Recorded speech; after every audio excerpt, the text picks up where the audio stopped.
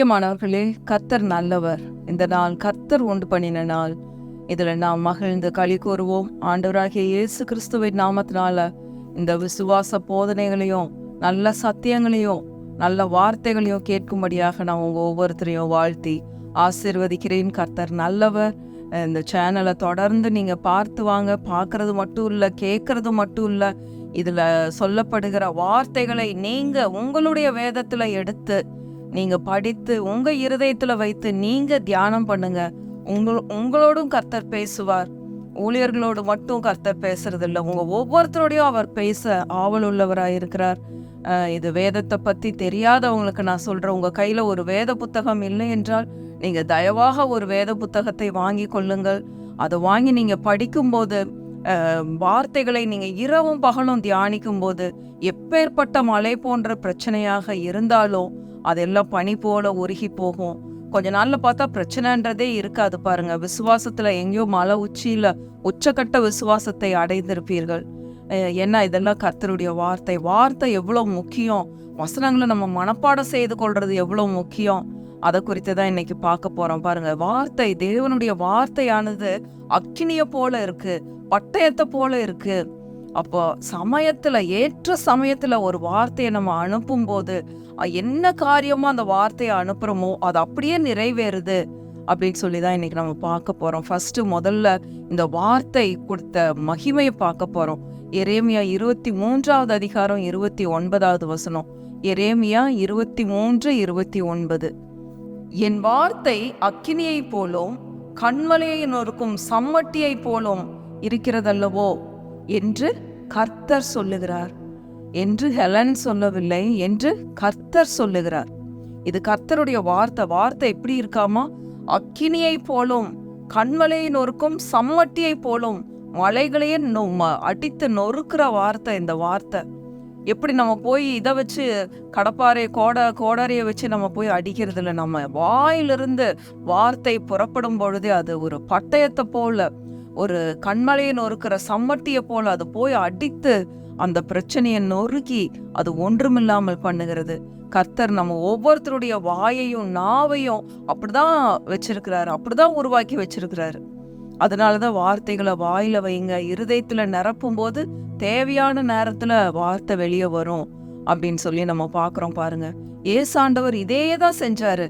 பாருங்க, புதிய ஏற்பாட்டுல மத்தேயு 4வது அதிகாரம், பிசாசானவன் என்ன பிரச்சனைகளையும் சோதனைகளையும் கொண்டு வந்தாலும் ஆண்டவர் வசனத்தை, ஏசாண்டவர் வசனம் தெரிந்திருந்ததுனால, அவர் இருதயத்துல வார்த்தைகளை வைத்திருந்ததுனால பிசாசு சோதிக்கும் போது உடனே வசனத்தை எடுத்து சொல்றாரு. இப்படி எழுதியிருக்கே, இப்படியும் எழுதி இருக்கிறதே, இப்படி எழுதி இருக்குன்னு சொல்ல கடைசியில பிசாசு ஓடியே போயிட்டான்.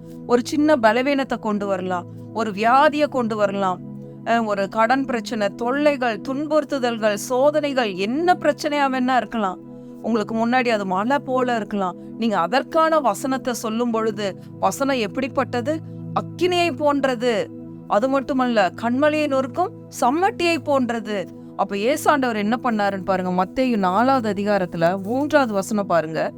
அப்பொழுது சோதனைக்காரன் அவரிடத்தில் வந்து, நீர் தேவனுடைய குமாரனே ஆனால் இந்த கல்லுகள் அப்பங்கள் ஆகும்படி சொல்லும் என்றான். இந்த கல்லை அப்பமாக்கி நீங்க சாப்பிட்டுக்கோங்க. ஏன்னா இவர் 40 நாள் அவங்க உபவாசம் பண்ணியிருக்காரு. இவருக்கு பசி வந்துருச்சு. ஏசாண்டவருக்கு பசி வந்தோன்னே இவன் பிசாசு உடனே சோதனையை தூக்கிட்டு வர்றான். நீங்க இந்த கல்லை, உங்களுக்கு பசிக்குது இல்லை, இந்த கல்லை அப்பமாக்கி இதை சாப்பிட்டுக்கோங்க அப்படின்னு சொல்லி சொல்றான். பாருங்க, அப்ப ஆண்டவர் என்ன பண்றாருன்னு பாருங்க. 4வது வசனம், அவர் பிரதியுத்தரமாக, மனுஷன் அப்பத்தினாலே மாத்திரமல்ல தேவனுடைய வாயிலிருந்து புறப்படுகிற ஒவ்வொரு வார்த்தையினாலும் பிழைப்பான் என்று எழுதியிருக்கிறதே என்றார். அல்லேலூயா. ஆண்டவருக்கு இந்த வசனம் தெரியாம இருந்தா எப்படி இருந்திருக்கும்னு பாருங்க. இப்படியே 3-4 சோதனைகளை கொண்டு வந்து வைக்கிறான். பாருங்க, 2வது சொல்றான், பரிசுத்த நகரத்திற்கு கொண்டு போய் 5லேருந்து 3வது வசனத்திலிருந்து 11வது வசனம் வரைக்கும் படிச்சீங்கன்னா தெரியும். பாருங்க, பரிசுத்த நகரத்துக்கு கொண்டு போய் தேவாலயத்து உப்பருகியின் மேல் அவரை நிறுத்தி, நீர் தேவனுடைய குமாரனான தாளகுதியும், அவர் ஒரு ஆண்டவர், ஒரு தெய்வ குமாரன், அவரையே போய் சோதிச்சு என்ன சொல்றான்? நீர் தாள குதிங்க, உங்களுடைய தூதர்கள் நீங்க கீழே விழாதபடிக்கு புடிச்சுக்குவாங்க. நான் அதுக்கு ஆண்டவர் என்ன சொல்றாருன்னு பாருங்க. 7வது வசனம், அதற்கு இயேசு, உன் தேவனாகிய கர்த்தரை பரீட்சை பாராதிருப்பாயாக. உடனே சொல்றாரு. ஒருவேளை இவருக்கு வசனம் தெரியாம இருந்திருந்தா என்ன ஆயிருக்கும்? அதனாலதான் சொல்றது, உங்களுக்கு வர்ற பிரச்சனைகளின் மத்தியில நீங்க அதற்கான பதில தெரிந்து வச்சிருக்கணும். எதனால இப்படிப்பட்ட விசுவாச போதனைகள் எல்லாம் போதிக்கிறோம் அப்படின்னா, உங்களுக்கு பதில் தெரிந்திருக்கணும், வார்த்தைகள் தெரிந்திருக்கணும். ஒரு செய்தியை கூட ஸ்கிப் பண்ணாம தொடர்ந்து நீங்க பார்த்து வரும்போதுதான் இந்த விசுவாசத்தின் உச்சகட்ட நிலைமைய நாம் அடைய முடியும். அடுத்தது 8வது வசனத்துல இன்னொரு சோதனை கொண்டு வர்றான். பிசாசு அவரை மிகவும் உயர்ந்த மலையின் மேல் கொண்டு போய் உலகத்தின் சகல ராஜ்யங்களையும் மகிமையும் எல்லாத்தையும், ஆண்டவர் தான் இது எல்லாத்தையும் படைச்சாரு, அவர்கிட்டயே கொண்டு போய் எல்லாத்தையும் காட்டி நீர் பணிந்து என்னை பணிந்து கொள்ளுங்க, என்ன வணங்குங்க அப்படின்னு சொல்லி சொல்றான் பாருங்க. நீர் 9வது வசனம், நீர் சாஷ்டாங்கமாய் விழுந்து என்னை பணிந்து கொண்டால் இவைகள் எல்லாம் உமக்கு தருவேன் என்று சொன்னான். அதுல ஆண்டவர் சொல்றதுதான் முக்கியமான வசனம். 10வது வசனம் பாருங்க. அப்பொழுது இயேசு, அப்பாலே போ சாத்தானே, உன் தேவனாகிய கர்த்தரை பணிந்து கொண்டு அவர் ஒருவருக்கே ஆராதனை செய்வாயாக என்று எழுதியிருக்கிறதே என்றார். கரெக்டா ஆப்டான வார்த்தைகளை சொல்றாரு. 11வது வசனம் ரொம்ப முக்கியமான வசனம். அப்பொழுது பிசாசானவன் அவரை விட்டு விலகி போனான், உடனே தேவதூதர்கள் வந்து அவருக்கு பணிவிடை செய்தார்கள். இதுல இருந்து நம்ம கற்றுக்கொள்ள வேண்டியது என்னன்னா, வசனங்களை நம்ம தெரிஞ்சிருக்கும் போது மட்டும்தான் நம்ம பிரச்சனைகளுக்கு பதில் தெரியும். வசனம் தெரியாம இருந்தா நமக்கு பதில் தெரியாது. அதனாலதான் இரவும் பகலும் கர்த்தருடைய வேதத்தில் தியானமாய் இருக்கிற மனுஷன் பாக்கியவான், அவன் நீர்க்கால்களின் ஓரமாய் நடப்பட்டு தன் காலத்தில் தன் கனியை தந்து இலை உதிராதிருக்கிற மரத்தை போல் இருப்பான். பாருங்க, பலவீனம் வருது, வியாதி வருது, உடனே நம்ம என்ன பண்ணணும்? சங்கீதம் 107:20 பாருங்க, அதையும் வாசித்துருவோம். சங்கீதம் 107:20, அவர் தமது வசனத்தை அனுப்பி அவர்களை குணமாக்கி அவர்களை அழிவுக்கு தப்புவிக்கிறார். சங்கீதம் 107:20, அவர் தமது வசனத்தை அனுப்பி அவர்களை குணமாக்கி அவர்களை அழிவுக்கு தப்புவிக்கிறார். நம்ம அழிவிலிருந்து எப்படி தப்ப முடியும்? கர்த்தருடைய வார்த்தைகள் மூலமா தான். நம்ம எப்படி குணமாக முடியும்? அவருடைய வார்த்தைகள்னாலதான். பாருங்க, இந்த ரோம சிப்பாய்களுக்கு ரோம ராணுவம் என்ன பண்ணுமாமா, அவங்களுக்கு ட்ரைனிங் கொடுக்கும்போது பெரிய பெரிய வாழக பட்டயங்களை, பெரிய பட்டயங்களை கொடுக்க மாட்டாங்களாம். ட்ரைனிங் கொடுக்கும்போது குட்டி குட்டி வாழை கொடுப்பாங்களாம். ஏன் அப்படின்னா, அந்த குட்டி வாள் என்ன பண்ணுமா, அவ்வளோ கூர்மையான வாய் உடையதா இருக்கும்.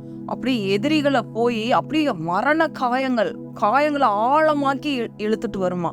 அப்ப எதிரிகளை செயலிழக்க செய்ய குட்டி வாள், அதாவது 1.5 to 2 மீட்டருக்குள்ள நீளம் உள்ள இப்படிப்பட்ட வாள்களை கொடுத்து அவங்கள ட்ரெயின் பண்ணுவாங்களாம். எதனால அப்படின்னா, போய் நல்லா ஆழமா காயமாக்கி எதிரிகள் ஒன்றுமே செய்ய முடியாதபடி இந்த வாள் பண்ணிருவான். அந்த பட்டயம் அவ்வளவு ஷார்ப்பா இருக்கும். குட்டையா இருந்தாலும் ஆழமான காயங்களை ஏற்படுத்தி எதிரிகளை ஒன்றுமில்லாமல் செய்து விடுமா. கர்த்தருடைய வார்த்தையும் இதை போன்றது, பட்டயத்தை போன்றது அப்படின்னு சொல்லி வாசிக்கிறோம். கடைசியா எபேசியர் 6வது அதிகாரம் 17வது வசனம் பாருங்க. எபேசியர் 6:17. அதனால கர்த்தருடைய வார்த்தை எவ்வளவு முக்கியம்னு நம்ம தெரிந்து கொள்றோம். எபேசியர் 6:17, ரட்சண்யம் என்னும் தலைச்சீராவியும் தேவ வசனமாகிய ஆவியின் பட்டயத்தையும் எடுத்துக்கொள்ளுங்கள். அப்ப நம்ம வியாதியிலிருந்து வெளியே வர்ற, பிரச்சனைகள்ல இருந்து வெளியே வர நமக்கு என்ன தெரிந்திருக்கணும்? வார்த்தை தெரிந்திருக்கணும். வார்த்தை எப்படிப்பட்டதா இருக்கு? ஆவியின் பட்டயத்தை போன்றது. அந்த எதிரிகளுக்கு, சோல்ஜர்ஸ்க்கு அப்படியே அந்த மரண காயங்களை ஏற்படுத்தி அவங்கள ஒண்ணுமில்லாம செயலிழக்க செய்திருமா அந்த குட்டையான பட்டயம். அந்த பட்டயத்தை போலதான் கர்த்தருடைய வார்த்தை.